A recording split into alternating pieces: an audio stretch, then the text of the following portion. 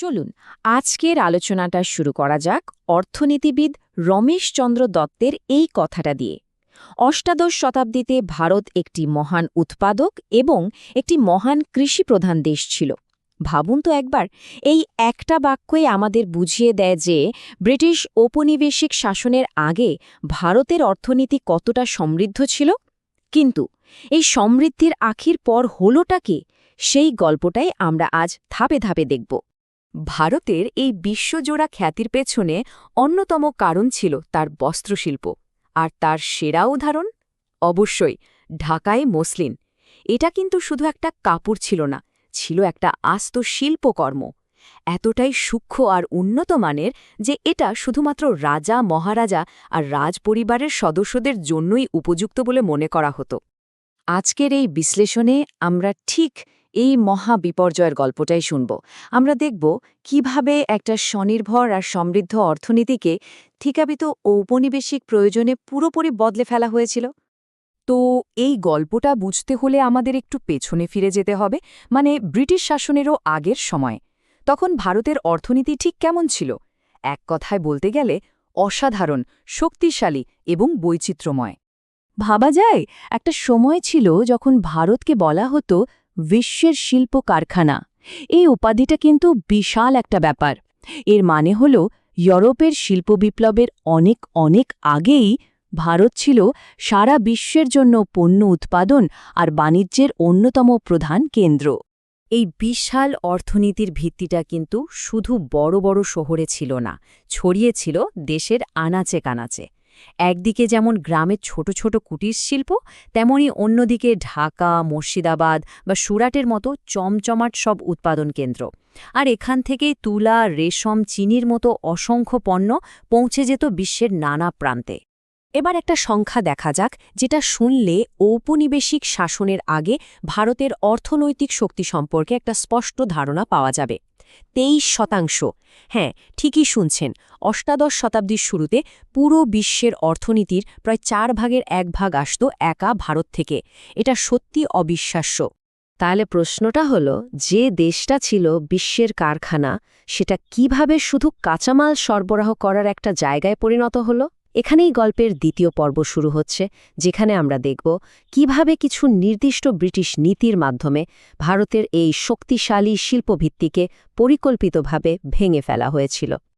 এর পেছনের কারণটা কিন্তু বেশ সোজাসাপটা, আর উদ্দেশ্যটাও ছিল একদম পরিষ্কার। ব্রিটিশদের অর্থনৈতিক নীতির একটাই লক্ষ্য ছিল, ভারতকে আর স্বাধীন উৎপাদক হিসেবে থাকতে দেওয়া যাবে না। এর প্রধান কাজ হবে ব্রিটেনের শিল্প কারখানার জন্য সস্তায় কাঁচামাল যোগান দেওয়া। ব্যাস এটুকুই।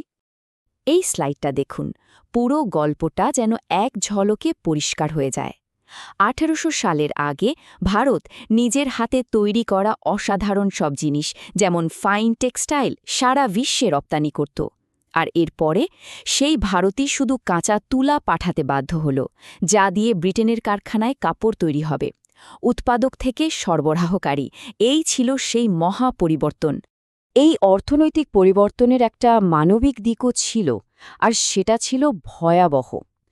লক্ষ লক্ষ কারিগর আর শিল্পী, যারা প্রজন্মের পর প্রজন্ম ধরে তাদের দক্ষতাকে পুঁজি করে বেঁচেছিলেন, তারা রাতারাতি নিজেদের জীবিকা হারালেন। এর ফল ছিল ব্যাপক বেকারত্ব আর দারিদ্র্য। তাহলে স্বাভাবিকভাবেই মনে প্রশ্ন আসে, ভারতের এত এত সম্পদ, এত সমৃদ্ধি গেলটা কোথায়?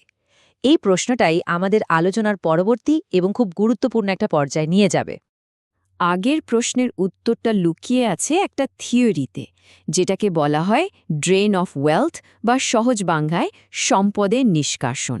চলুন এই পর্বে আমরা সেই তত্ত্বটিকেই একটু বিস্তরে বোঝার চেষ্টা করি। এই যুগান্তকারী ধারণাটা প্রথম সবার সামনে নিয়ে আসেন অর্থনীতিবিদ দাদাভাই নওরোজি। তিনি প্রথম তথ্য দিয়ে দেখান যে এটা কোনো সাধারণ ব্যবসা বাণিজ্য ছিল না, বরং এটা ছিল একটা সুপরিকল্পিত প্রক্রিয়া। এর মাধ্যমে ভারতের সম্পদ পদ্ধতিগতভাবে ব্রিটেনে পাচার করা হচ্ছিল, যার বিনিময়ে ভারত ন্যায্য কিছুই পাচ্ছিল না। কিন্তু প্রশ্ন হল, এই ড্রেন বা নিষ্কাশনটা ঠিক কিভাবে কাজ করত? মানে কোন কোন উপায়ে এই সম্পদটা পাচার হচ্ছিল? দেখুন, এর অনেকগুলো রাস্তা ছিল। যেমন ভারতীয়দের ওপর বিপুল পরিমাণে কর চাপানো হতো। বাণিজ্য ছিল পুরোপুরি একতরফা। ভারত থেকে সস্তায় কাঁচামাল কিনে নিয়ে ব্রিটেনে তৈরি দামি জিনিস আবার ভারতেই বিক্রি করা হতো। শুধু তাই নয়, ভারতীয়দের করের টাকাতেই ব্রিটিশরা নিজেদের সাম্রাজ্য বিস্তারের জন্য যুদ্ধ করত। দাদাভাই নওরোজির এই তত্ত্ব কিন্তু শুধু কথাই সীমাবদ্ধ ছিল না। পরবর্তীতে VKR-V রাওয়ের মতো অর্থনীতিবিদরা তথ্য প্রমাণ দিয়ে এটাকে আরও প্রতিষ্ঠিত করেন। তাদের গবেষণা থেকে যে ছবিটা উঠে আসে তা ছিল ভয়ঙ্কর। এই দীর্ঘ সময়ে ভারতের মাথাপিছু আয় বৃদ্ধির হার ছিল বছরে মাত্র 0.5%। মানে অর্থনৈতিকভাবে দেশটা প্রায় থেমেই গিয়েছিল। শিল্পের কথা তো হলো, এবার আসা যাক কৃষিতে, যেটা ছিল ভারতের অর্থনীতির মূল ভিত্তি। এই নীতিগুলোর প্রভাব কৃষিক্ষেত্রে কেমন ছিল, চলুন চতুর্থ পর্বে আমরা সেই ভয়াবহ পরিণতির দিকেই নজর দিই। ব্রিটিশদের নীতিগুলো কৃষিক্ষেত্রে একটা ভয়ঙ্কর চেইন রিয়াকশন তৈরি করেছিল, যার শেষটা হয়েছিল দুর্ভিক্ষ দিয়ে। প্রক্রিয়াটা ছিল বেশ সহজ। প্রথমত, ব্রিটেনের কারখানার জন্য তুলা আর নীলের মতো অর্থকরী ফসলের চাহিদা বাড়ানো হলো। দ্বিতীয়ত, কৃষকদের বাধ্য করা হলো তাদের চিরাচরিত খাদ্যশস্য মানে ধান বা গমের বদলে এই ফসলগুলো ফলাতে। তৃতীয়ত, এর ফলে দেশে খাদ্যশস্যের উৎপাদন হু হু করে কমে গেল। আর শেষ পরিণতি, ভয়াবহ খাদ্য সংকট আর দুর্ভিক্ষ। আর এই নীতির সবচেয়ে মর্মান্তিক এবং ভয়াবহ উদাহরণ হল ১৯৪৩ সালের বাংলার দুর্ভিক্ষ। এটা কোনো প্রাকৃতিক দুর্যোগ ছিল না, এটা ছিল পুরোপুরি মানুষের তৈরি একটা সংকট। এই একটা দুর্ভিক্ষেই প্রায় ৩০ লক্ষ মানুষ মারা গিয়েছিল, যা ছিল ব্রিটিশ নীতিরই প্রত্যক্ষ ফল। তো এই সব কিছুর পর প্রায় ২০০ বছরের শোষণ শেষে ১৯৪৭ সালে ভারত যখন স্বাধীনতা পেল, তখন তার অর্থনৈতিক অবস্থাটা ঠিক কেমন ছিল? আমাদের আলোচনা শেষ পর্বে আমরা সেই চূড়ান্ত হিসেবটাই দেখব। আমাদের আলোচনাটা শুরু হয়েছিল একটা সংখ্যা দিয়ে, মনে আছে? ২৩%। অষ্টাদশ শতাব্দীতে বিশ্ব অর্থনীতিতে ভারতের অংশ ছিল এটাই। আর প্রায় ২০০ বছর পর ১৯৪৭ সালে সেই সংখ্যাটা এসে দাঁড়ায় মাত্র ৩%। এই একটা তথ্যই যেন ২০০ বছরের অর্থনৈতিক শোষণের পুরো গল্পটা বলে দেয়। মানে ১৯৪৭ সালে ভারত যে অর্থনীতিটা উত্তরাধিকার সূত্রে পেয়েছিল, সেটা ছিল তার গৌরবময় অতীতের একটা কঙ্কাল মাত্র। একটা স্থবির অর্থনীতি, যেখানে শিল্প প্রায় ধ্বংস হয়ে গেছে আর কৃষি বিনিয়োগের অভাবে ধুঁকছে। ভারত তখন আর বিশ্বের কারখানা ছিল না, ছিল শুধুমাত্র ব্রিটিশদের জন্য কাঁচা মাল সরবরাহকারী একটা দেশ। এখানে আমরা আজকের আলোচনা শেষ করছি একটা বড় প্রশ্ন রেখে, যে অর্থনীতিতে প্রায় ২০০ বছর ধরে শুধু অন্যের প্রয়োজন মেটানোর জন্য ব্যবহার করা হয়েছে, সেই অর্থনীতি আবার কিভাবে ঘুরে দাঁড়ায়। এই ঐতিহাসিক প্রেক্ষাপটটা বোঝা শুধু অতীতকে জানার জন্য নয়, বর্তমান ভারতের অর্থনৈতিক চ্যালেঞ্জগুলো বোঝার জন্য কিন্তু খুব জরুরি। আজ আমরা ইতিহাসের পাতা উল্টে একটু পিছিয়ে যাব, সোজা ১৯ শতকে।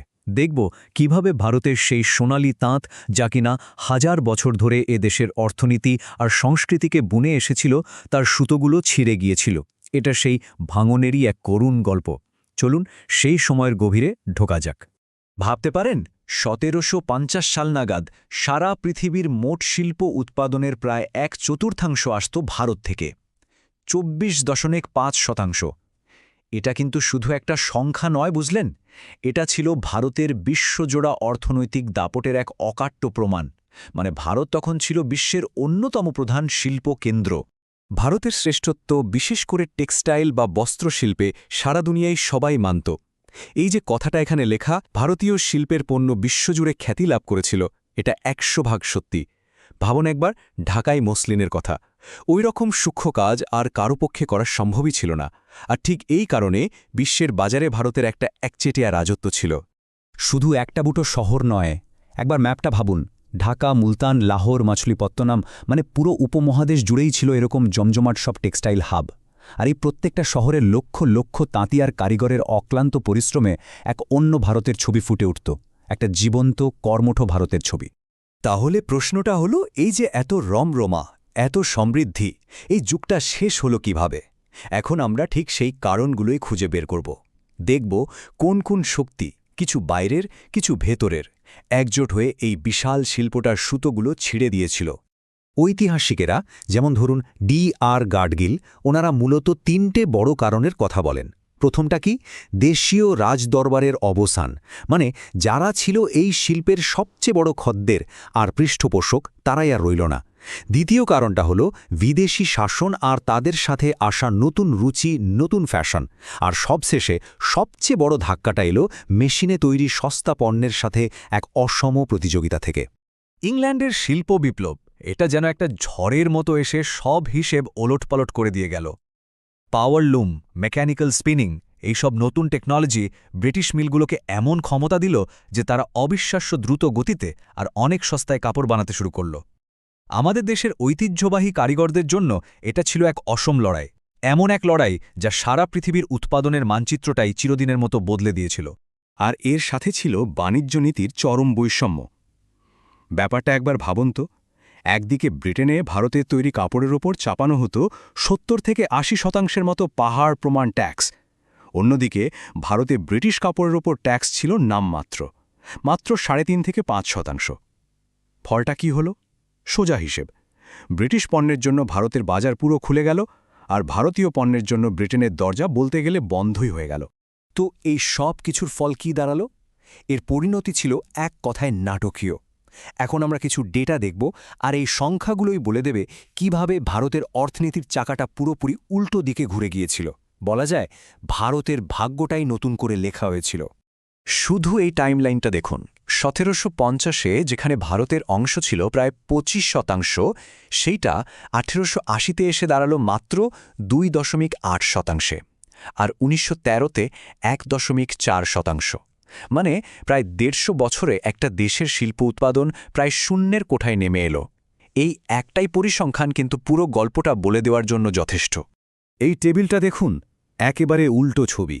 একদিকে দেখুন ব্রিটেনে ভারতের রপ্তানি প্রায় বন্ধ হয়ে যাচ্ছে, আর অন্যদিকে ভারতে ব্রিটিশ পণ্যের আমদানি হু হু করে বাড়ছে। একদম পরিষ্কার, তাই না? ভারতকে একটা উৎপাদক দেশ থেকে স্রেফ একটা বাজারে পরিণত করা হয়েছিল। মানে যে দেশটা একসময় সারা বিশ্বকে কাপড় পরাতো, সে নিজেই অন্যের তৈরি কাপড়ের সবচেয়ে বড় বাজার হয়ে উঠল।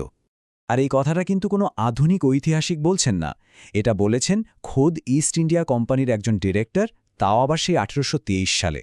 মানে এটা ছিল একরকম স্বীকারোক্তি। যারা নীতি তৈরি করছিল তারা নিজেরাও জানত যে ভারতের অর্থনীতির চরিত্রটা ঠিক কতটা বদলে দেওয়া হচ্ছে। এতক্ষণ তো আমরা বড় বড় সংখ্যা, ডেটা আর অর্থনীতির কথা বললাম, কিন্তু এই সবকিছুর আড়ালে যে লক্ষ লক্ষ কারিগর আর তাদের পরিবার ছিল, তাদের কি হয়েছিল? কারণ দিনের শেষে প্রত্যেকটা সংখ্যার পিছনেই তো এক একটা মানুষের গল্প লুকিয়ে থাকে। চলুন এবার সেই মানবিক বিপর্যয়ের দিকটা দেখি। স্যার হেনরি কটনের এই কথাগুলো ভাবুন, যা তিনি ঢাকা শহরকে নিয়ে লিখেছিলেন। যে ঢাকা একসময় মসলিনের জন্যে সারা পৃথিবীতে বিখ্যাত ছিল, তার কি অবস্থা হয়েছিল। উনি বলছেন যে বুনন শিল্প যুগ যুগ ধরে লক্ষ লক্ষ মানুষকে কাজ দিত, সেটাই বিলুপ্ত হয়ে গেল। সচ্ছল পরিবারগুলো শহর ছেড়ে পালাতে বাধ্য হল। কি নিদারুণ এক ছবি, তাই না? এর ফলটা হলো মারাত্মক। একটা বিপর্যয়ের পর আরেকটা। লক্ষ লক্ষ মানুষ তাদের বাপ ঠাকুরদার পেশা হারালো। পেটের দায়ে তারা সবাই কৃষিকাজের দিকে ঝুঁকল, যার ফলে জমির ওপর প্রচণ্ড চাপ বাড়ল। গ্রামে মজুরি কমে গেল, আর কৃষকদের যে একটা বাড়তি আয়ের পথ ছিল, সেটাও চিরদিনের মতো বন্ধ হয়ে গেল, যার শেষ পরিণতি ব্যাপক দারিদ্র্য আর দুর্ভিক্ষ। তো যা যা ঘটল তার প্রভাব তো আমরা দেখলাম, কিন্তু এই পুরো ঘটনাটার ব্যাখ্যা নিয়ে ঐতিহাসিকদের মধ্যে কিন্তু বেশ বিতর্ক আছে। গল্পটা ঠিক যতটা সাদা কালো মনে হচ্ছে, হয়তো ততটা নয়। চলুন এবার সেই বিতর্কের দিকটা একটু দেখা যাক। মূল প্রশ্নটা ঠিক কী নিয়ে? ভারতের এই যে শিল্প বিপর্যয়, এটাকে কি একটা ঔপনিবেশিক অভিশাপ বলা যায়, নাকি পুরো ধারণাটাই একটা ঐতিহাসিক মেথ, একটা বাড়িয়ে বলা গল্প? এই নিয়েই ঐতিহাসিকদের মধ্যে যুগের পর যুগ ধরে বিতর্ক চলে আসছে। বিতর্কটার মূলত দুটো পক্ষ। একদিকে আছেন আর.সি. দত্তের মতো জাতীয়তাবাদী অর্থনীতিবিদরা। ওনাদের মতে ব্রিটিশদের ভুল নীতি আর দুঃশাসনই এর জন্য সরাসরি দায়ী। আবার অন্যদিকে মরিস ডি মরিসের মতো কিছু পণ্ডিত পরে এই ধারণাটাকেই চ্যালেঞ্জ করেছেন। ওনারা বলেন এই বিশিল্পায়ন বা ডি ইন্ডাস্ট্রিয়ালাইজেশনের গল্পটা হয়তো কিছুটা অতিরঞ্জিত। আমরা কোনো পক্ষ নিচ্ছি না, কিন্তু এই বিতর্কটা এটাই দেখায় যে ইতিহাসকে বোঝাটা আসলে কতটা জটিল। এই পুরো আলোচনাটা শেষে একটা প্রশ্ন রেখে যাই। ১৯ শতকের একজন তাঁতির সেই হারিয়ে যাওয়ার গল্পটা আজকের দিনে দাঁড়িয়ে আমাদের কি শেখায়? আজকের গ্লোবাল সাপ্লাই চেইন, আন্তর্জাতিক বাণিজ্য নীতি বা টেকনোলজির যে অভাবনীয় পরিবর্তন, সেগুলোর প্রভাব বুঝতে কি ওই ইতিহাসটা আমাদের সাহায্য করে? কারণ ইতিহাস তো শুধু অতীতের কথা বলে না, তাই না? এটা আসলে বর্তমানকে দেখার একটা আয়না।